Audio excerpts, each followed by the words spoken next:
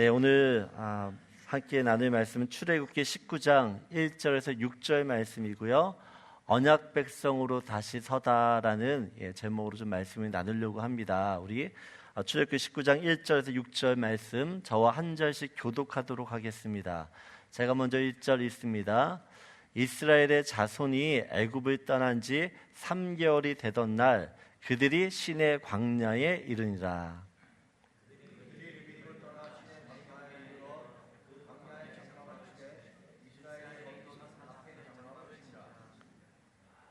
모세가 하나님 앞에 올라가니 여호와께서 산에서 그를 불러 말씀하시되 너는 이같이 야곱의 집에 말하고 이스라엘 자손들에게 말하라.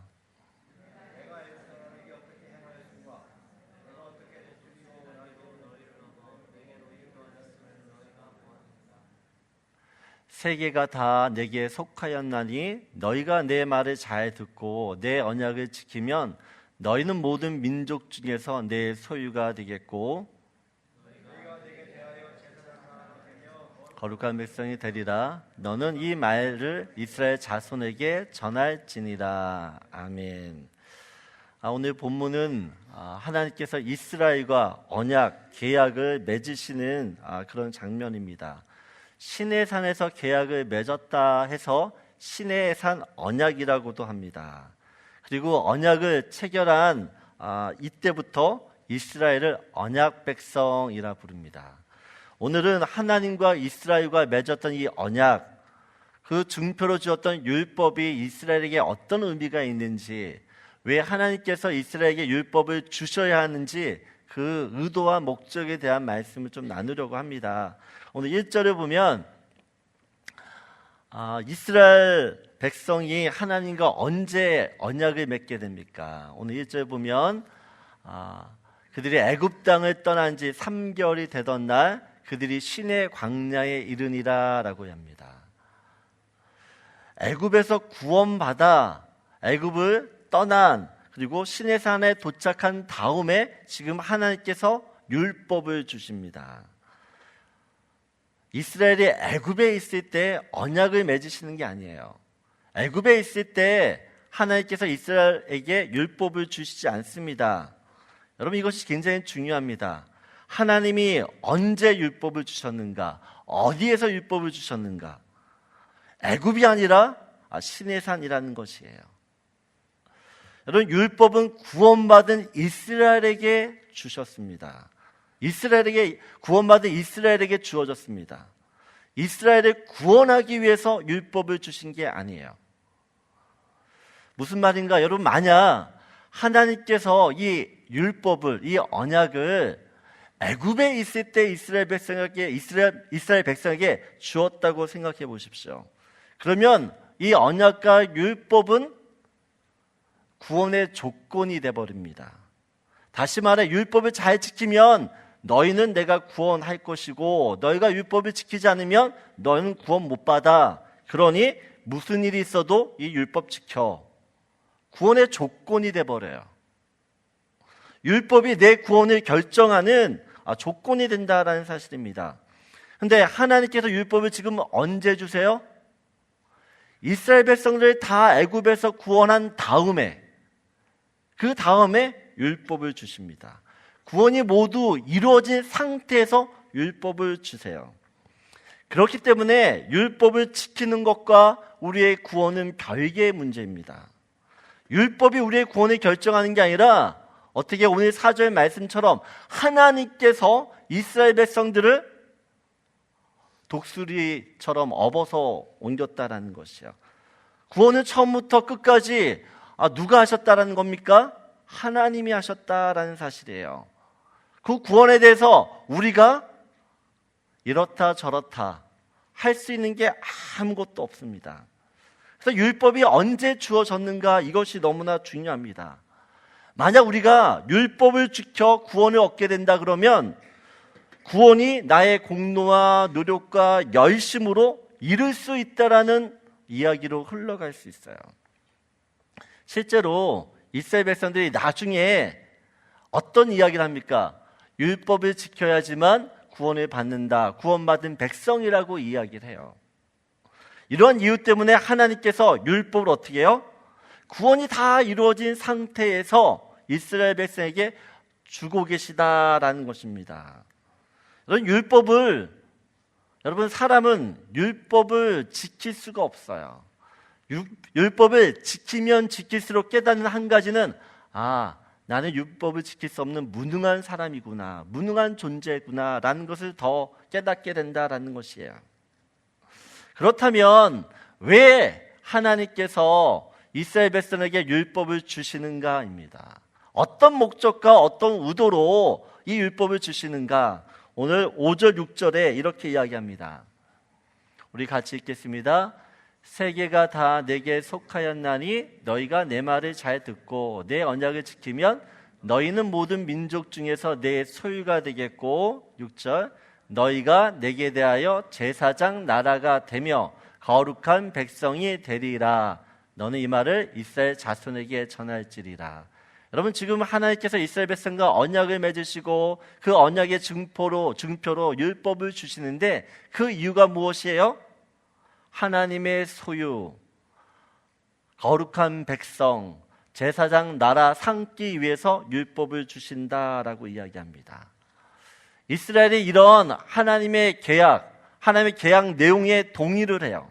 그래서 8절을 보면 같이 있습니다.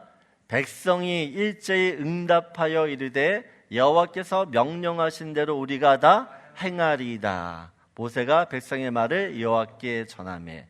여러분, 지금 하나님께서 어떻게 해요? 이스라엘 백성들을 내가 이제 이스라엘 백성들 나의 소유, 나의 백성, 내 제사장 나라 삼겠다. 이것이 이스라엘 백성 사이에 지금 계약 내용입니다. 계약 내용. 그리고 이스라엘 백성도 이 계약 내용에 어그리 동의를 합니다. 여러분, 계약이 체결이 되면 어떻게 되죠? 계약이 체결이 되면 계약을 이행해야 되잖아요. 그죠? 그래서 하나님도 시내산에서 언약을 맺은 다음에 이스라엘을, 노예였던 이스라엘, 그들을 하나님의 사람으로 훈련시키십니다. 그냥 훈련이 아닙니다. 아주 강도 높은 훈련을 이제 하십니다. 여러분, 저는 일반 대학을 가지 않고 신학대학에 갔어요. 근데 신학대학에 들어가고 싶어서 간 게 아닙니다.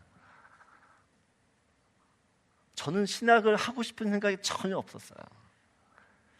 근데 돌아보면 하나님께서 저를 목사가 되기를 원하셔서 이제 그렇게 인도하셨는데, 저는 하나님께서 저를 이제 대학 때부터 신학을 하셨고, 제가 신학대학에 이제 들어갔는데 하나님께서 저를 목사로 세우시기를 작정하시고, 그래서 신학대학을 보냈는데, 신학교에 들어갔다고 해서 하나님이 저를 바로 목사로 세우지 않습니다. 대학교 4년, 신대원 3년, 또 저희 교단에서는 강도사 이제 시험을 봐야지 이제 목사가 되거든요. 그래서 강도사로 시험을 봐서 1년을 지내고, 그러면 목사고시를 봐야 됩니다. 그 목사고시를 본 다음에 이제 목사 안수를 받아요. 보통 한 10년이 걸립니다. 이 과정들을. 여러분, 하나님께서 저를 신학대학으로 인도하셨지만 제가 목사 되겠다고 순순히 따라갔을까요? 네? 하나님은 저를 목사를 세우실 계획이 있었어요. 그래서 정말 가기 싫은 대학도 신학대학으로 보내셨어요. 근데 저는 신학대학 들어가도 주님, 저는 아닌 것 같아요. 힘들고 어려우면 주님, 이 길은 아닌 것 같은데 다시 한번 생각 좀 해보세요. 저 말고도 다른 사람 많습니다. 그러기를 몇 번이나 반복했는지 몰라요. 여러분, 제가 목사 안수를 받았다고 해서 완전한 목사, 하나님 원하시는 목사가 되었을까요? 아닙니다. 목사 안수 받으니까 훈련의 강도가 더 세져요. 훈련을 더 하십니다. 왜요? 영혼을 다루는 목사가 되어야 되기 때문에 봐주질 않으세요. 봐주질. 여러분, 지금 이스라엘 백성들이 하나님과 언약을 맺습니다. 언약을 맺음으로 하나님이 그들을 하나님의 소유, 하나님의 거룩한 백성, 하나님의 제사장 나라로 삼으시기로 결정하셨어요. 이제는 그들의 삶이 이전과는 전혀 다른 삶이 펼쳐진다라는 의미이기도 합니다. 그러면 신의 산의 언약으로 이스라엘 백성은 하나님께 더 이상 변명되거나 핑계할 수 없어요. 하나님, 저는 안 되겠습니다, 물러주세요 라고 이야기할 수 없습니다. 여러분 보세요. 이스라엘 백성들이 애굽에서 탈출한 다음에 홍해를 건너 광야에서 먹을 게 없고 물이 없고 또한 아말렉 사람들과 전투를 벌여야 했습니다. 그때마다 그런 어려운 상황 가운데 이스라엘 백성들이 했던 것이 무엇이에요? 원망하고 불평해요.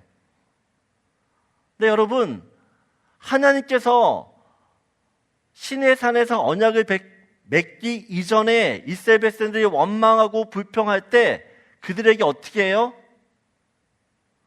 다 받아주세요. 다 받아주세요. 아무 말도 하지 않고 그냥 그들이 원하는 대로 다 해주세요.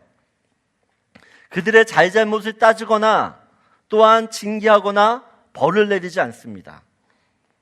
그런데 하나님께서 신의 산에서 언약을 맺은 다음부터는 이스라엘에 대한 태도가 완전히 바뀌십니다. 그냥 오냐 좋게만 봐주지 않으세요. 아주 엄격하게 다루십니다. 그러면 출애굽기 19장 12장 12절 13절을 보면 보세요. 너는 백성을 위하여 주의 경계를 정하고 이르기를 너는 산에 오르거나 그 경계를 침범하지 말지니 산을 침범하는 자는 반드시 죽임을 당할 것이라. 13절 같이 읽겠습니다. 그런 자에게는 손을 대지 말고 돌로 쳐 죽이거나 화살로 쏘아 죽여야 하리니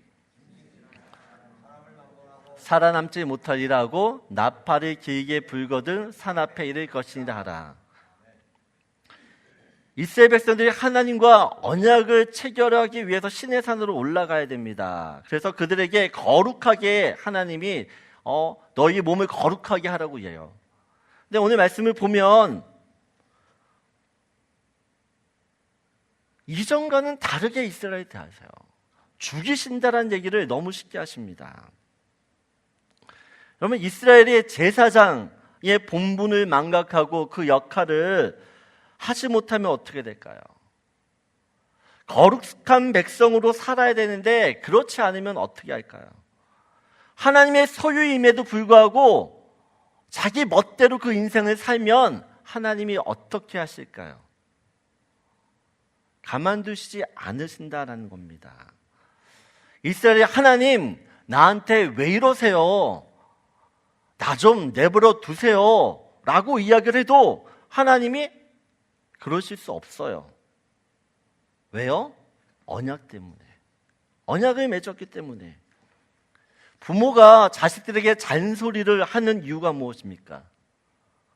부모가 자식들한테 잔소리를 하잖아요. 사랑하기 때문에 잔소리를 하죠. 그죠? 사랑이 없으면 잔소리 할 이유도 없어요. 우리 인생이 하나님의 간섭하심은 우리를 향한 그분의 사랑이고 그분의 은혜인 줄 믿습니다. 여러분, 지금 이스라엘 백성이 하나님의 언약 백성이 되었다. 이것은 이제 본격적으로 그들의 인생 가운데 하나님이 간섭하시겠다라는 뜻입니다. 너희들이 싫든 좋든 간에 이제 내 백성이 되었으니까 내가 요구하는 그 수준의 사람으로 내가 어떻게 해요? 너희를 만들어 가겠다. 이것이 지금 하나님께서 언약을 맺으시는 이유라는 것입니다. 여러분, 저와 여러분은 예수님의 피로 하나님의 자녀가 되었습니다. 아멘이시죠? 피의 언약을 통해서 우리는 하나님의 자녀가 되었습니다. 여러분, 하나님의 자녀가 되었기 때문에 이제 하나님의 잔소리가 시작됩니다. 하나님의 잔소리. 여러분의 뜻대로 인생이 안 돼요. 하나님이 여러분의 인생을 간섭하시기 때문에 내가 하고 싶은 대로, 내가 원하는 대로 다 이루어지지 않습니다. 그리고 우리는 이 하나님의 간섭하심을 통해서 하나님의 자녀됨이 무엇인지를 알게 돼요. 그래서 여러분, 우리가 하나님이 내 인생에 간섭하신다는 이 사실에 우리는 감사해야 될 줄 믿습니다. 그 간섭하심 때문에 내가 어떻게 해요? 하나님이 원하시는 바른 신앙의 삶을 살기 때문에 그래요. 첫 번째 여러분과 나누고 싶은 말씀입니다. 같이 읽겠습니다. 하나님의 간섭하심은 하나님의 사랑입니다. 하나님이 이스라엘 백성에게 율법을 주시는 이유는 그들을 사랑하시기 때문에 그렇다는 것이에요.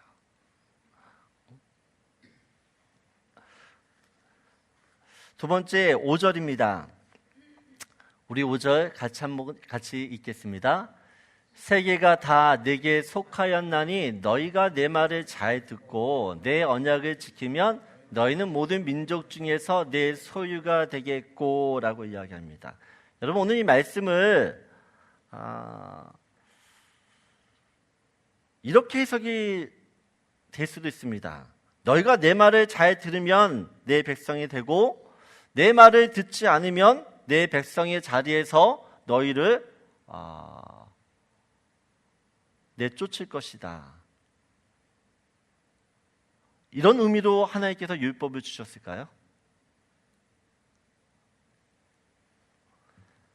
여러분, 이스라엘은 이미 하나님의 소유된 백성입니다. 하나님의 소유고 하나님의 백성이기 때문에 그들에게 율법을 주세요. 그죠? 하나님께서 이스라엘 백성에게 율법을 주시는 이유는 단 한 가지입니다. 그들에게 복을 주시기 위해서. 이스라엘 백성에게 복을 주시기 위해서 율법을 주세요. 여러분, 이스라엘이 그래서 하나님은 율법의 조건으로 이스라엘의 순종을 요구하십니다. 율법의 조건으로 이스라엘의 순종을 요구하세요. 여러분, 이스라엘에 순종하면 누구에게, 그 복이 누구에게 돌아가죠? 네? 하나님께 돌아가나요? 나한테 돌아오잖아요. 내가 하나님의 말씀 잘 들으면 어떻게 해요? 내게 그 복이 돌아와요. 신명기 8장 1절을 보세요. 우리 같이 읽겠습니다. 내가 오늘 명하는 모든 명령을 너희는 지켜 행하라. 그리하면 너희가 살고 번성하고 여호와께서 너희 조상들에게 맹세하신 땅에 들어가서 그것을 차지하지라. 여러분, 하나님께서 이스라엘 백성에게 율법을 주시는 이유는 단 한 가지입니다. 그들에게 복을 주시기 위함입니다. 율법을 통해서 그들을 얼가매거나 정죄하거나 저주하기 위해서 율법을 주신 게 아니에요. 그러면 왜 하나님께서 율법을 주시면서 이 율법에 순종을 요구하시는가? 여러분, 모든 나라는 법이라는 게 있습니다. 그 나라만의 법. 그리고 그 법 안에는 사상, 그 법에는 그 나라의 사상과 가치와 이념과 통치 철학이 반영됩니다. 그렇죠? 각 나라마다 법이 있는데 그 법에는 어떤 가치, 이상, 이념들이 들어가 있어요. 마찬가지로 이 율법을 누가 만드셨죠? 하나님이 만드셨습니다. 그러면 이 율법 안에는 하나님의 가치, 하나님의 이상, 하나님께서 원하시는 어떤 통치 철학, 이념, 이것이 담겨져 있어요. 그래서 율법을 지키다 보면 하나님이 누구신지를 우리가 깨닫게 됩니다. 율법 안에 하나님의 성품과 속성이 어떻게 해요? 그 안에 반영되어 있다는 것입니다. 그래서 우리가 율법을 지키면 하나님이 어떤 분이신지를 알게 되는 것이고, 율법을 지키지 않으면 하나님이 어떤 분이신지를 내가 전혀 깨닫지 못해요. 여러분, 신명기를 보게 되었지만 레위기도 그렇고 신명기도 그렇고 하나님의 율법에 대한 이야기, 많은 이야기를 하십니다. 그래서 희년 제도라고 또 고해 제도라고 하는 그런 것도 있지만 한 예를 들어 신명기 15장을 보게 되어지면 빛에 대한 면제에 대한 이야기를 했어요. 오늘 보면 매 7년 끝에는 면제하라라는 말씀이 있습니다. 신명기 15장에는 무슨 내용이 있는가? 이스라엘 백성들에게 7년마다 빛을 면제해 주는 제도가 있어요. 7년이 되면 모든 빚진 사람들은 더 이상 돈을 갚지 않아도 됩니다. 보세요. 보면 2절 보면 같이 읽겠습니다. 면제의 규례는 이러하니라. 그의 이웃에게 꾸어진 모든 체주는 그것을 면제하고 그의 이웃에게 그의 형제에게 독촉하지 말지니 이는 여호와를 위하여 면제를 선포하였습니다 라고 합니다. 여러분 7년이 지나면 빛이 탕감이 돼요. 근데 오늘 말씀해 보면 채권자가 빚을 갚으라고 독촉하지도 말라고 이야기하십니다. 여러분 살다 보면 왜 어려움이 없어요? 실수도 하고 실패도 하고 그러면서 빚을 질 수도 있습니다. 근데 이스라엘 백성에게 하나님은 어떻게 해요? 7년 단위로 빚을 청산하게 하십니다. 새로운 빚진 사람들이 새롭게 인생을 살 수 있도록 장치를 마련했어요. 여러분 아무리 힘들어도 7년만 참으면 돼요. 7년만 참으면.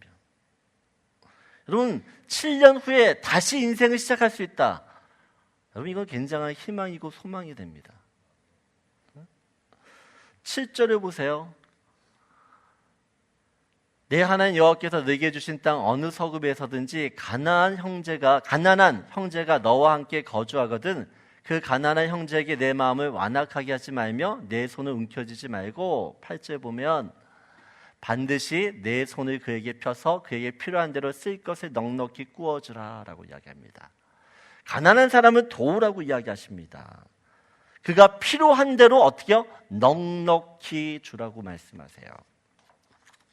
네, 9절 보면요 같이 읽겠습니다. 상가 너는 마음에 악한 생각을 품지 말라. 곧 이르기를 일곱째 해 면제년이 가까이 왔다 하고 내 궁핍한 형제를 악한 눈으로 바라보며 아무것도 주지 아니하면 그가 너를 여호와께 호소하리니 그것이 내게 죄가 되리라. 여러분 7년이 가까이 와요. 그런데 돈을 또 빌려달라는 거예요. 돈을 빌려주고 싶어요? 안 빌려주고 싶어요? 여러분 네? 솔직하게 7년이면 모든 빚을 받지를 못해요. 탕감해줘야 되니까. 그런데 7년이 가까워졌는데 돈을 또 빌리는 거예요. 여러분 돈 빌려주시겠어요? 빌려주시겠어요? 안 빌려주시겠어요? 저는 안 빌려줄 것 같아요. 네?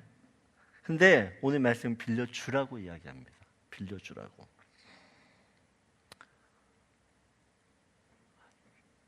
하나님 주신 율법은 철저히 약자 편에 하나님이 계시다라는 것을 우리가 깨닫게 됩니다. 연약하고 힘없고 부족한 사람들이 사회에서 마음 놓고 살 수 있도록 배려를 해주십니다. 내 이웃을 사랑하라 말로만 계명을 주시는 것이 아니라 정말 이웃을 사랑할 수 있는 사회적인 시스템을 율법을 통해서 이스라엘 백성들에게 말씀하고 계세요. 돈을 빚진 사람에게 7년은 해방과 자유의 날입니다. 기쁨의 날입니다. 새로운 삶이 시작하는 날이에요. 반면에 돈을 빌려준 사람은 어떨까요? 네? 돈을 빌려준 사람에게 그 7년째 되는 날은 어떤 날일까요? 슬픈 날일까요? 배가 아픈 날일까요? 여러분 어떻게 보면 돈을 빌려준 사람은 손해보는 날이에요. 빌려준 돈을 받지 못하니까. 그런데 하나님께서 돈을 빌려준 사람에게 이런 약속을 하세요. 4절 5절입니다. 같이 읽겠습니다. 내가 만일 내 하나님의 여호와의 말씀만 듣고 내가 오늘 내게 내리는 그 명령을 다 지켜 행하면 내 하나님 여호와께서 내게 기업으로 주신 땅에서 내가 반드시 복을 받으리니 너희 중에 가난한 자가 없으리로다. 하나님 말씀대로 행하면 어떻게 된다고요? 반드시 복을 받게 된다라고 이야기합니다. 10절을 보세요. 너는 반드시 그에게 줄 것이요 줄 때에는 아끼는 마음을 품지 말 것이니 이로 말미암아 내 하나님 여호와께서 내가 하는 모든 일과 내 손이 닿는 모든 일에 내게 복을 주시리라. 여러분, 돈을 빌려준 사람에게 하나님께서 어떻게 하신다고요? 내가 하는 그 모든 일, 내 손이 닿는 모든 일에 어떻게 해요? 복이 되겠다라고 이야기해요. 복이 되겠다.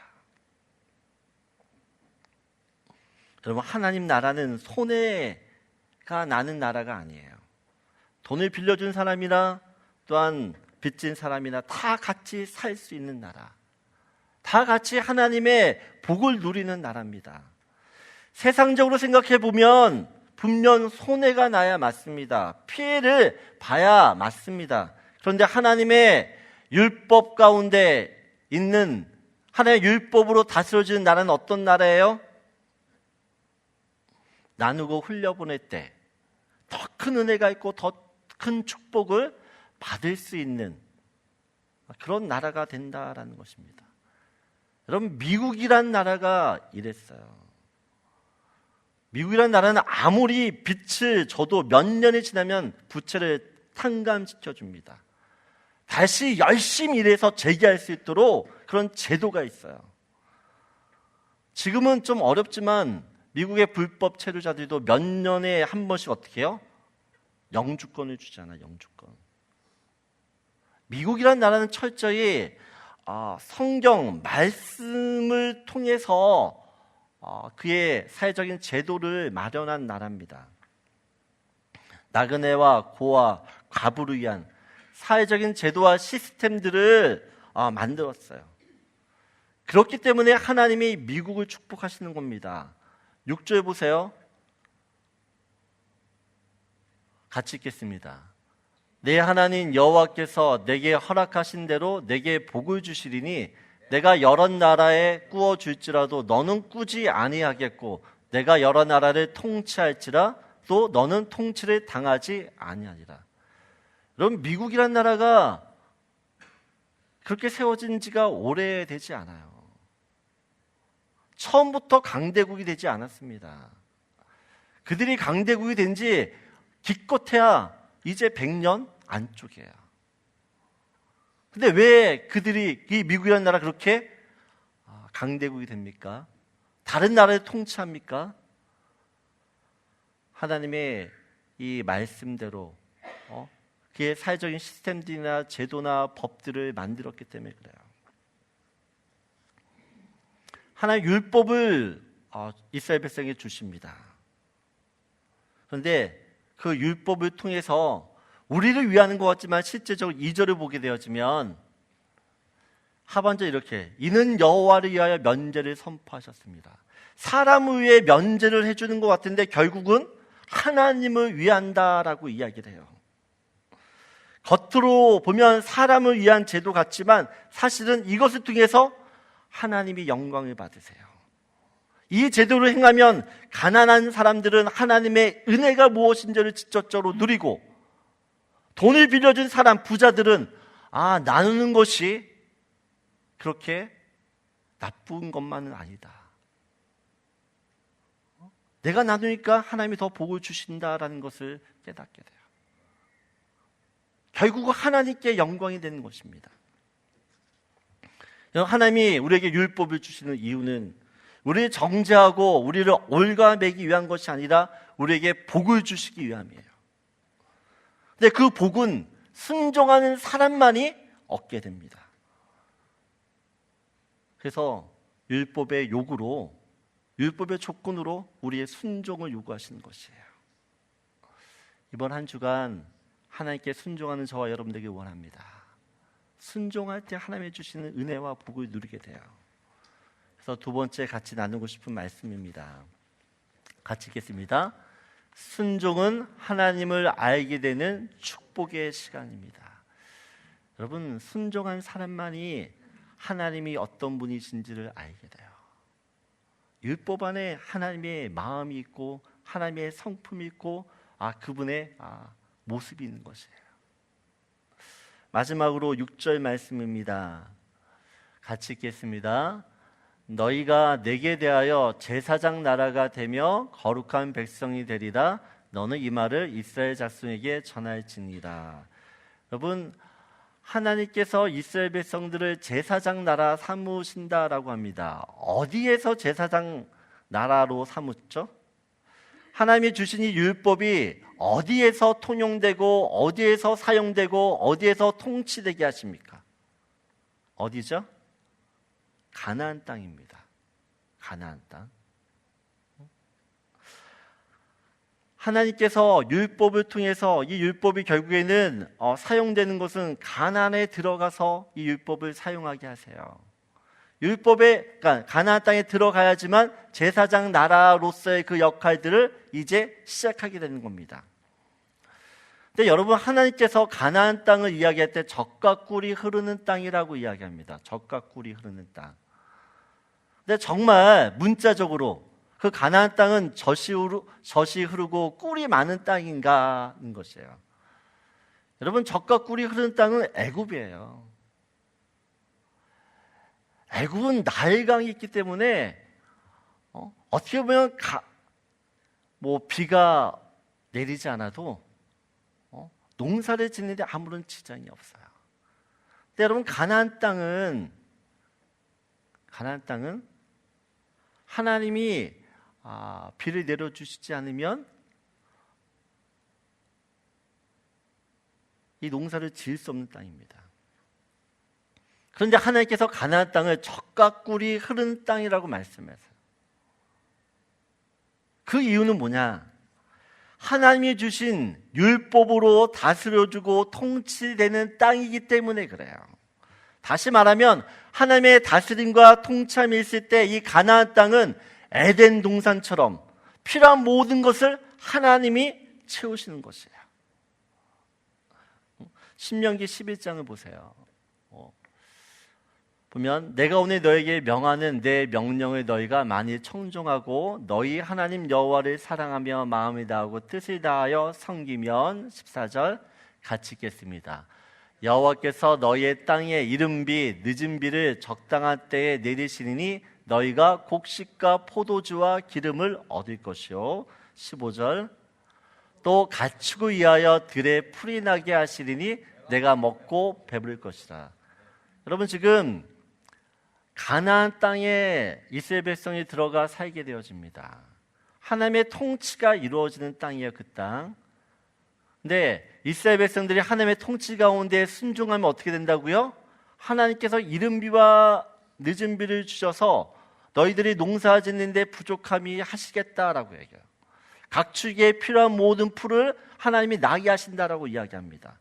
그런데 16절을 보게 되어지면 너희는 상가라 두렵건대 마음에 미혹하여 돌이켜 다른 신을 섬기며 그것에게 절함으로 17절 같이 있습니다. 여호와께서 너희에게 진노하사 하늘을 닫아 비를 내리지 아니하여 땅이 소산을 내지 않게 하심으로 너희가 여호와께서 주신 아름다운 땅에서 속히 멸망할까 하노라. 여러분, 가나안 땅은 어떤 땅이에요? 하나님의 통치가, 하나님의 다스림이 있는 땅입니다. 그 통치 가운데 이스라엘 백성들이 온전히 따르게 되어지면 하나님이 그들의 모든 필요를 채워주세요. 그러나 하나님의 통치를 따르지 않게 되어지면 어떻게 된다고요? 먹고 사는 게 너무 어려워집니다. 여러분, 하나님께서 이스라엘 백성에게 십계명을 주세요. 이 십계명 안에는 살인하지 마라, 도둑질하지 마라, 내 이웃의 것을 탐내지 말라라는 계명이 있습니다. 여러분, 단지 윤리적이고 도덕적으로 나쁘니까 하지 말라고 하시는 계명이 아니에요. 여러분, 왜 사람들이 다른 사람에게 거짓말하고 도둑질하고 다른 사람의 물건을 탐내는 이유가 무엇이에요? 먹고 사는 게 힘들어서 그래요. 근데 가나안 땅은 하나님이 율법으로 다스리는 땅이기 때문에 하나님께만 순종하면 하나님이 우리의 모든 필요를 채워주시고 공급해 주세요. 내가 나의 궁핍함을 책임질 이유가 없고 필요가 없습니다. 그래서 도둑질하지 말라는 것이에요. 가나안 땅에 들어가면 너희가 내 말씀만 잘 지키면 내가 너희의 모든 것을 채워주겠다라는 것이에요. 그래서 너희가 도둑질할 필요가 없다라는 것입니다. 다른 사람의 것을 탐낼 이유가 없는 것이에요. 그 땅은 내가 다스린 땅이고 그 율법에 너희가 철저히 순종하기만 하면 내가 너희를 책임지기 때문에. 여러분, 율법이 없는 애굽에서는 거짓말을 해야 돼요. 사기를 쳐야 돼요. 도둑질을 해야지만 내가 먹고 살아요. 그러나 이제 이스라엘 백성의 율법이 주어졌고 그 율법 때문에 이제는 그렇게 살 필요가 없다라는 것입니다.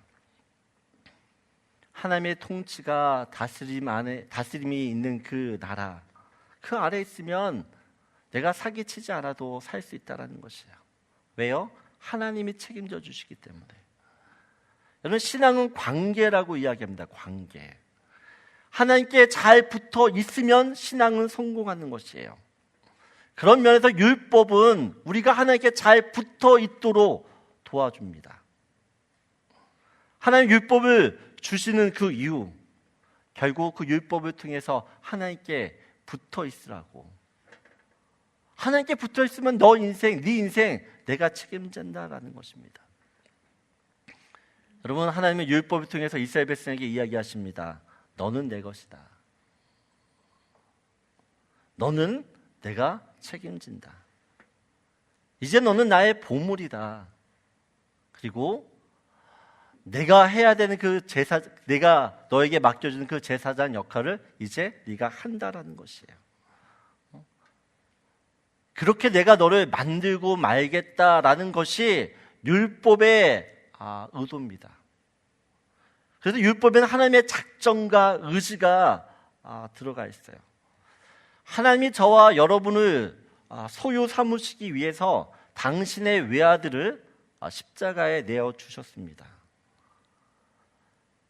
당신의 독생자를 죽이실 만큼 우리에 대한 강한 애착을 갖고 계세요.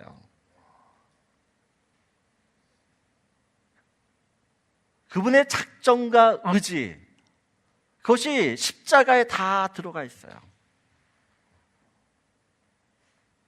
여러분, 예수님을 주신 그 하나님께서 우리를 책임지시는 것이에요. 하나님이 우리 인생을 책임지신다 라고 지금 말씀하고 있는 것입니다. 그렇기 때문에 어떻게 해요? 우리가 걱정하거나 염려하거나 두려워할 이유가 없는 것입니다. 왜요? 하나님이 우리를 책임지시기 때문에. 여러분, 내 인생을 내가 책임질 수가 없습니다. 내가 내 자식을 책임질 수 없어요. 아내가, 남편이, 여러분, 어느 누구도 우리를 책임질 수 없어요. 하나님만이 우리를 책임지세요. 아멘이십니까? 여러분, 하나님이 나를 책임지신다라는 믿음을 가지셔야 돼요. 그 믿음을 가질 때 걱정이 없는 것이에요. 항상 기뻐할 수 있는 것이고 항상 즐거워할 수 있는 것입니다. 그래서 마지막 여러분과 나누고 싶은 말씀입니다. 우리 같이 읽겠습니다. 하나님은 당신의 사람을 끝까지 책임지십니다. 여러분이 어디에 있든 간에 하나님이 여러분을 책임지세요. 그래서 don't worry, be happy. 이번 한 주간도 하나님으로 인하여 기뻐할 수 있는 저와 여러분들에게 소원합니다.